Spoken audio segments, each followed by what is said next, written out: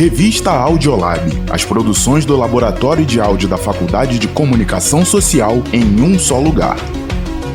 Olá, eu sou Gisele Sobral e a nossa revista Audiolab está no ar, trazendo reportagens realizadas pelos estudantes da Faculdade de Comunicação da UERJ. 1º de maio, Dia do Trabalhador, tem revista especial. Você confere como surgiu o Dia do Trabalhador no Brasil e no mundo, a uberização do trabalho e a precarização das relações trabalhistas, a relação entre trabalho e saúde mental. E será que ser um jogador de futebol no Brasil é garantia de salário milionário? O dia 1º de maio é dedicado aos trabalhadores em diversos países. É um momento de luta e reivindicações por melhores salários e condições de trabalho. Nosso repórter Pedro Ernesto conversou com o historiador Gabriel Freire, que conta como surgiu essa data e faz reflexões sobre a importância desse dia. Vamos conferir? 1º de maio, o Dia do Trabalhador no Brasil e em vários países do mundo. Mas afinal, você sabe por que existe essa data comemorativa? O dia é dedicado à conquista da classe trabalhadora ao longo da história. A data é decorrente da greve operária de Chicago, nos Estados Unidos. No dia 1º de maio de 1886, um coletivo organizado batalhou por melhores condições de trabalho. Redução da jornada laboral, aumento de salários e descanso semanal eram lutas dessas pessoas. O professor de História da Unirio, Gabriel Freire, explica o episódio que culminou num confronto com a polícia que gerou inúmeras mortes. Adotou-se o dia 1º de maio, internacionalmente identificado, com o movimento trabalhista em decorrência de uma greve ocorrida em Chicago em 1886. A data foi definida em 1889, em Paris, na Segunda Internacional Socialista. Antes disso, há registros de movimentos de trabalhadores no Brasil no dia 14 de julho, em referência à data da Revolução Francesa. No Brasil, em 1917, houve uma greve geral em São Paulo. Organizada pelos imigrantes no cenário pós-abolição, a greve teve influências anarquistas e socialistas da Europa. Em destaque, a proibição do trabalho infantil e do trabalho feminino à noite. Gabriel Freire conta como foi instituído o Dia do Trabalho no Brasil. O movimento operário brasileiro decorre principalmente do processo de imigração estrangeira para atuar nas lavouras de café, que viviam a transição da mão de obra escravizada para a assalariada. Esses imigrantes japoneses, alemães e italianos, principalmente, já conheciam estruturas como os sindicatos e as leis trabalhistas e, posteriormente, foram trabalhar nas indústrias, que, assim como na lavoura, praticavam uma rotina de trabalho abusiva e desumana. Nesse segmento, os imigrantes europeus fizeram circular ideias como o socialismo e o anarquismo, que dariam as bases de reivindicações do movimento operário no Brasil. Na era Vargas, o Dia do Trabalho ganhou força. Ao lado de medidas trabalhistas, Getúlio Vargas usou a data como manobra política de aproximação com os eleitores. Nos governos de Getúlio Vargas, o dia 1º de maio ganhou o contorno do populismo trabalhista e foi o palco principal do anúncio de novas conquistas, como a instituição do salário mínimo e a criação da Justiça do Trabalho e do Ministério do Trabalho. Em 1943, o dia 1º de maio testemunhou a criação da CLT, a consolidação das leis trabalhistas. Vargas, inclusive, foi o responsável de mudar o nome da data para Dia do Trabalho, promovendo festas e desfiles e se apropriando da data como uma exaltação patriótica ao trabalho. No Brasil, onde boa parte dos feriados nacionais e regionais são de origem religiosa, o dia 1º de maio se constitui como uma data singular, usada não apenas para celebrar as conquistas da classe trabalhadora, mas principalmente para reivindicar novos avanços. Não por acaso, e para evitar protestos e críticas mais diretas, os governos brasileiros recriariam o hábito de Vargas, de anunciar conquistas no campo do trabalho justamente nesta data. De lá para cá, as pessoas aproveitam o Dia do Trabalhador para descansar da rotina de trabalho excessiva, uma folga justa para o povo brasileiro. Do Rio de Janeiro, Pedro Ernesto para o Audiolab. Atualmente, o Brasil vive uma crise de saúde mental com impacto direto na vida de trabalhadores e de empresas. É o que revelam dados do Ministério da Previdência Social sobre afastamentos do trabalho. Em 2024, foram concedidas mais de 472 mil licenças médicas por problemas psicológicos, um aumento de 68% em relação ao ano anterior. Nosso repórter Johnny Chavão foi entender melhor essa questão e possíveis soluções para o problema. Vamos ouvir? A saúde mental no ambiente de trabalho é algo bastante debatido nos últimos tempos, e os motivos sempre giram em torno de fatores que envolvem a produtividade dos trabalhadores ou do clima nas empresas.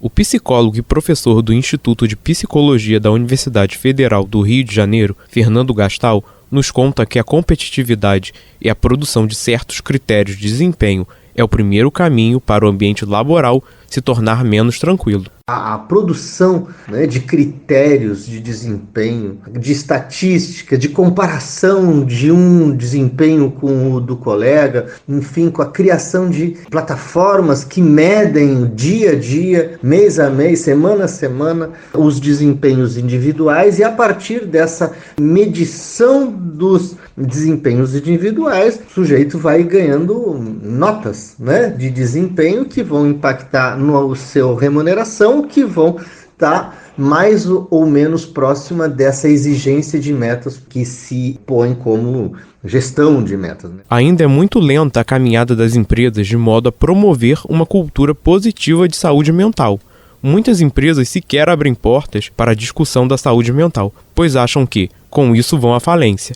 E aquelas que abrem só o fazem para agradar o mercado e por publicidade, conforme o professor aborda. Projetos de visa promoção de saúde mental, acompanhamentos, programas contra o estresse no trabalho, atividades laborais, às vezes alguns tipos de dispositivos, inclusive até algumas disposições do espaço físico mais aberto, o que se chama de um open space e etc.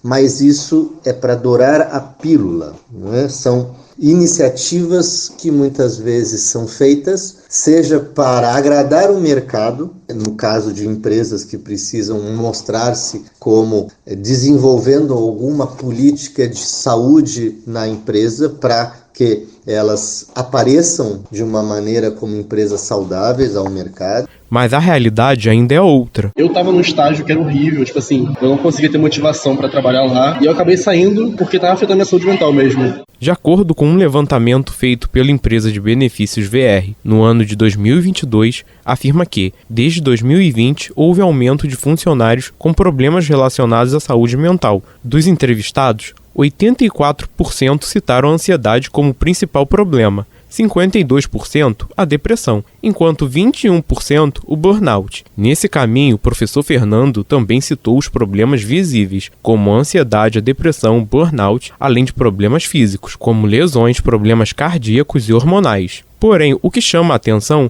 são os problemas invisíveis, como o apagamento das estatísticas e, consequentemente, dos sintomas. Políticas que coagem as pessoas a não ir ao médico para não pedir afastamento, porque isso vai virar estatística, virando estatística aparece. Então há, claro, uma série de políticas que tentam evitar a visibilidade desses sintomas, mas o que acontece é que o caráter invisível desses sinais de alertas vão se produzindo. E a partir desses sinais de alerta é que o trabalhador percebe que precisa cuidar da sua mente, até mesmo para conseguir desempenhar uma boa função no seu trabalho. O psicólogo acredita que um dos melhores caminhos é quando os trabalhadores se unem coletivamente em prol do cuidado da saúde mental. A discussão para produzir possibilidades de coletivos, de laços sociais que permitam que os locais de trabalho, os coletivos de trabalho, se tenham minimamente um espírito comum,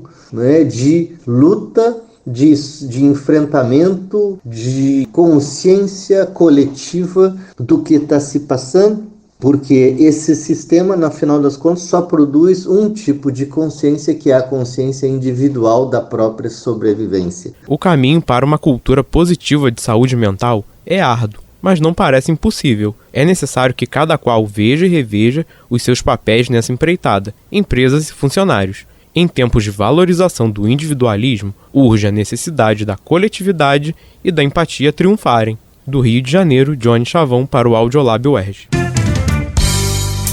E se já é difícil manter a sanidade mental trabalhando em uma empresa ou em um trabalho formal, o que dizer daqueles que sobrevivem por conta própria, sem qualquer vínculo empregatício? Estamos falando da chamada uberização, um termo que descreve a mudança no modelo de trabalho que ocorre com a utilização de plataformas digitais para conectar trabalhadores e clientes. De um lado, flexibilidade e autonomia. De outro, a precarização da relação de trabalho e a ausência de direitos trabalhistas. Quem conta mais pra gente é o nosso repórter Lucas Weitzel. Vamos conferir?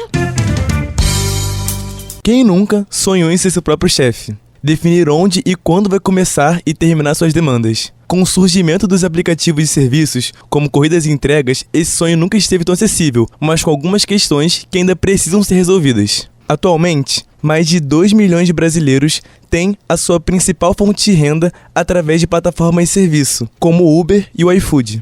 Essas plataformas são responsáveis por intermediar consumidores e prestadores de serviços, regulando o preço, o local e a taxa dos serviços propostos. Esses aplicativos começaram a rodar em 2010, na Califórnia, chegaram ao Brasil em 2014 e se espalharam por todo o país posteriormente. Com a popularização desses apps, surgiu uma nova modalidade de trabalho que se difundiu por todo o país, a uberização. Nesse modelo, há uma série de dinâmicas que fogem dos parâmetros tradicionais do setor privado, como a flexibilidade dos horários de trabalho e a ausência de direitos propostos no CLT. Na teoria, os prestadores de serviço, dentro do modelo de uberização, têm a vida perfeita, trabalham no momento que quiserem, por quanto tempo quiserem e onde quiserem. Porém, na prática, a realidade é outra. Os motoristas e entregadores de aplicativo precisam trabalhar mais de 12 horas por dia para alcançarem suas metas diárias. Não sabem quanto a empresa intermediadora dos serviços retira das corridas e muitas vezes precisam rodar em bairros indesejados para ganhar o bônus do aplicativo.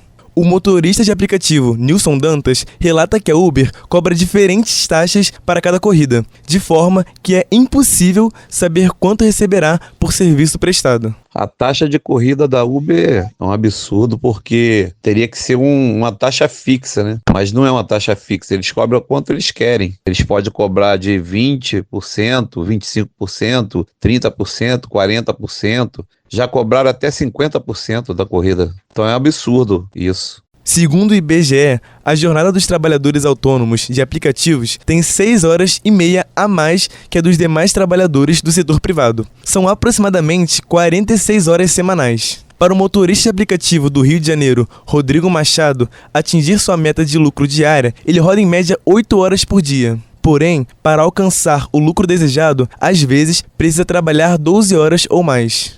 Geralmente eu rodo 8 horas só. Rodo de 6 a 8 horas, às vezes 10.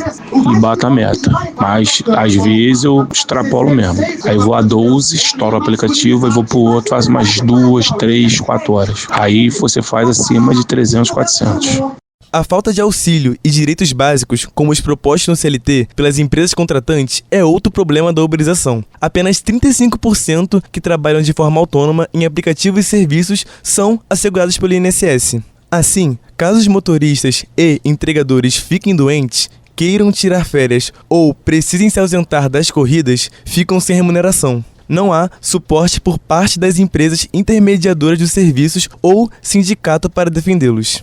Para representar e proteger os direitos dos trabalhadores e garantir que as leis acerca de determinados ramos funcionem corretamente, é necessário a existência de um sindicato. Assim, o motorista de aplicativo carioca Nilson Dantas reforça a importância da criação de um sindicato para representar os motoristas e entregadores de plataformas digitais. Eu acho que seria uma forma da gente conseguir ter um acesso direto, poder falar, poder expressar, né? Porque se monta uma greve, alguma coisa, uma passeata, alguma coisa, poucos motoristas se mobilizam. E quando alguns param, outros aproveitam para se dar bem, para trabalhar, para poder arrumar, porque aqueles outros lá estão lutando. Então, uma liderança, não tem, entendeu? Não tem um sindicato. Então, acho que ajudaria muito se tivesse uma associação, um sindicato sério, né?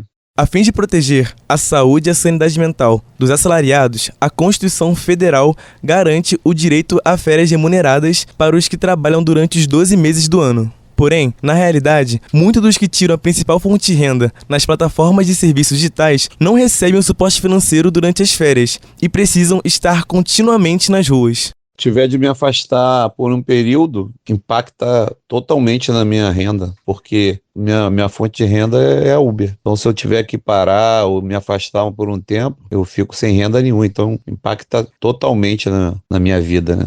Para o motorista de aplicativos de corrida, Rodrigo Machado, o departamento de suporte das empresas que intermediam as corridas, como a 99, é demorado e pouco eficiente. A 99, o tempo de resposta é bem demorado. Às vezes 24 horas a 72 horas e muitas das vezes você não consegue resolver nada. E muitas das vezes você sai no prejuízo com qualquer coisa que possa acontecer no seu dia a dia. Tanto material do seu carro, como financeira, como finalização de uma corrida. Rodrigo Machado também relata que recentemente precisou se ausentar das corridas por um problema de funcionamento do carro e precisou arcar com todos os custos sozinho, sem nenhum suporte financeiro das plataformas digitais.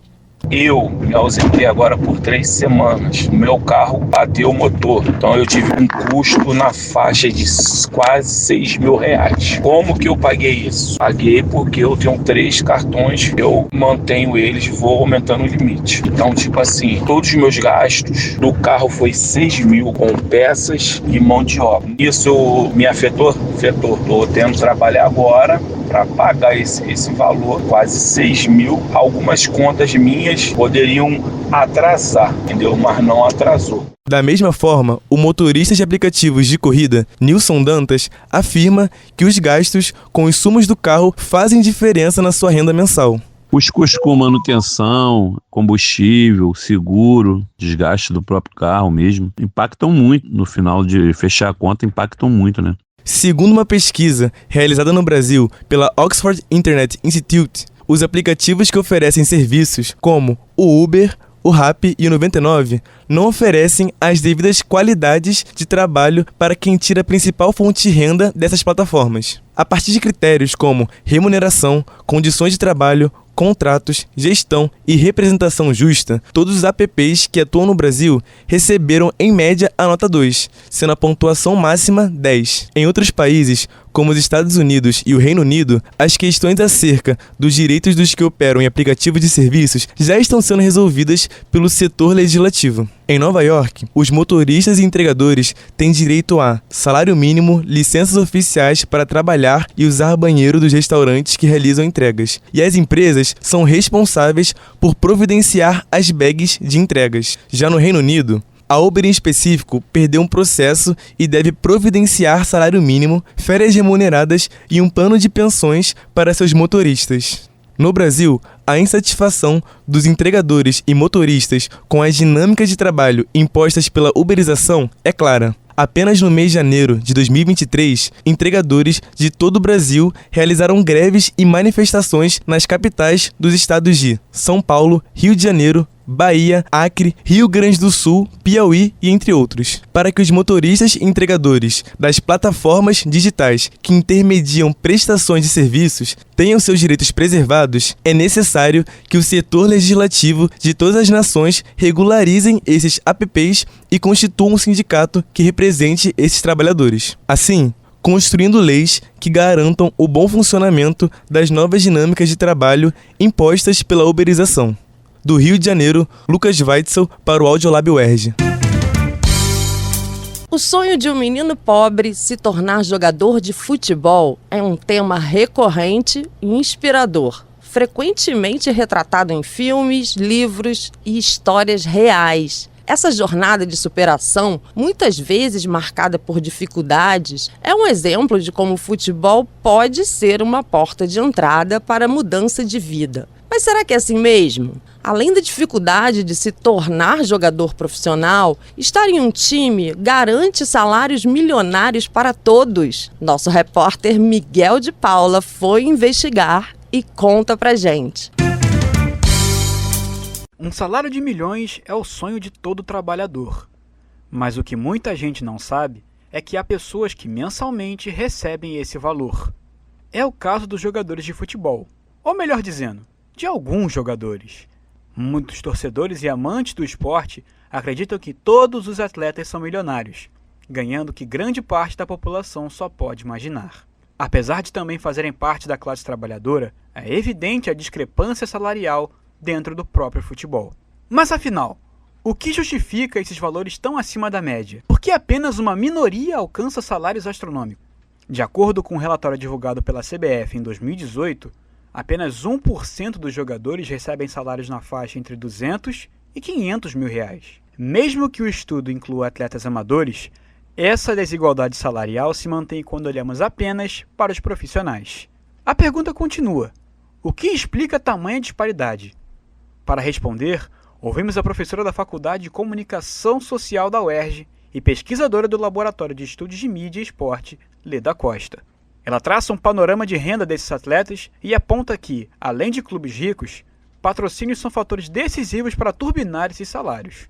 O salário entre os jogadores de futebol incrivelmente diferentes, existe uma desigualdade assim muito grande no futebol, que muitas vezes é escamoteado ou colocado assim, não fica tão visível, porque o futebol é o mais visto no Brasil, o mais acessado, o mais buscado, e que também que envolve todo aquele circuito de pertencimento clubístico, é o futebol espetáculo, né, da Série A. Então, só na Série A você tem os clubes mais ricos do Brasil e, portanto, também os maiores salários do Brasil. Sobretudo quando você pega as primeiras colocações do Campeonato Brasileiro. Então, ali você tem jogadores que no Brasil já ganham bem, com contratações que envolvem milhões e milhões e milhões de reais. Imagina num futebol globalizado, em que você tem figuras também que ganham muito dinheiro, ou campeonatos também, como o caso do campeonato inglês, que envolve também muito dinheiro, salários altos, salários que também vêm dos clubes, mas também vêm da imagem desses jogadores, né? A gente está numa sociedade de consumo de imagens muito evidente e forte. Então, são jogadores que têm contratos com patrocinadores específicos, jogadores cuja visibilidade consegue também dar esse aporte de dinheiro vindo de outros lugares que não somente do futebol praticado em campo. Leda ainda destaca que estes altos salários que costumamos ver não refletem a realidade da maioria. Segundo ela, o que predomina no futebol brasileiro é a precarização da carreira. A maioria dos jogadores, e aí pensando no Brasil, não ganham um salário mínimo. Isso é uma coisa que é pouco pensada, pouco considerada, e a gente tem a impressão de que tornar jogador de futebol é sinônimo de vai ficar rico, vai ganhar milhões. Não é essa a realidade de mais de 90% dos jogadores de futebol no Brasil. Primeiramente, a gente tem que pensar que no Brasil existe uma desigualdade social marcante em todas as esferas de trabalho. Existe uma desigualdade social, de um modo geral, no Brasil, histórico, marcante, e que vai se fazer refletir também no futebol. Então, é um problema que está além do futebol, que envolve uma desigualdade cada vez mais fortalecida, sobretudo quando a gente considera que os imperativos neoliberais de consumo são cada vez maiores e mais precarizadores do trabalho, incluindo o futebol também. Mas aí eu repito, vai precarizar aquele futebol que a gente não vê. E no caso das mulheres? Apesar de estarem cada vez mais presentes no mercado do futebol, elas ainda enfrentam obstáculos e não compartilham dos mesmos privilégios que os homens. O machismo estrutural, tão presente em nossa sociedade, também se reflete nos salários das jogadoras. Leda analisa essa realidade. Essa diferença de salário entre homens e mulheres, né? Imaginar que a Marta, acho que se não me engano foi feita essa pesquisa em 2023, né? Ela ganhava no Orlando Pride $400 mil por ano. Neymar, eu acho que isso deve ser, ele ganha por dia. 400 mil não, 400 milhões, né? É uma disparidade muito grande, mais uma vez, sim, é reflexo de uma sociedade, aí não só no Brasil, mas grande parte do mundo, de uma divisão sexual de trabalho muito desigual, em que homens e mulheres ocupando o mesmo cargo recebem valores diferentes. Não só valores diferentes, os homens vão ganhar mais do que as mulheres, muitas vezes ocupando exatamente o mesmo cargo. Por fim, a professora ressalta que jogadores e jogadoras devem ser vistos como profissionais inseridos no mercado de trabalho. Ela lembra que muitos atuam de forma amadora, sem carteira assinada, e por isso estão à margem da proteção legal. Muitas vezes a gente também não vê a questão do trabalho no mundo do esporte. Também é uma esfera do trabalho. É um trabalho remunerado. Um trabalho que também tem que ter direitos. No caso dos jogadores e jogadoras, existe a CLT.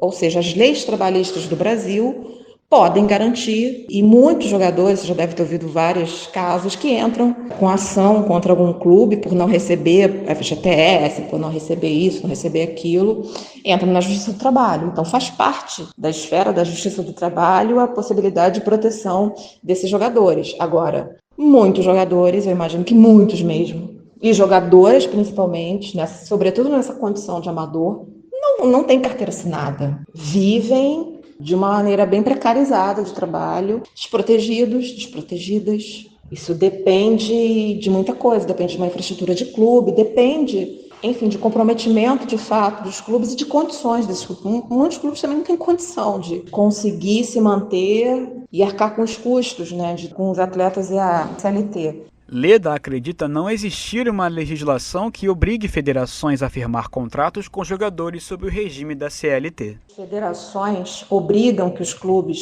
tenham contratos com seus jogadores via CLT? Eu acho que não. Senão a gente não teria clubes que contratam um jogador por 6 meses, depois o jogador vai embora. Eu acho que não. Eu acho que é uma coisa que também é de se pensar. Eu acho que as federações, a do Rio de Janeiro, então, é uma coisa impressionante. São federações que ganham muito dinheiro, não protegem atletas, também não zelam por esse cuidado com o trabalho.